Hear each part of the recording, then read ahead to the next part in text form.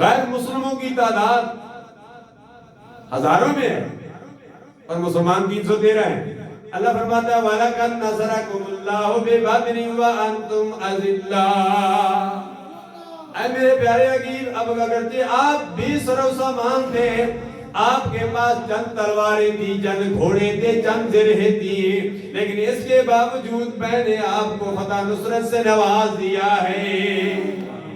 فرشتے آئے، فرشتوں نے آ کر اللہ کے پیارے حبیب کی مدد کی۔ ادھر سے ہزاروں ہیں، ادھر سے 313 ہیں۔ معلوم یہ ہوا تعداد کو نہیں دیکھا جاتا۔ یہ نہیں ہے کہ جس کی تعداد زیادہ ہوتی ہے وہ حق والے ہوتے ہیں۔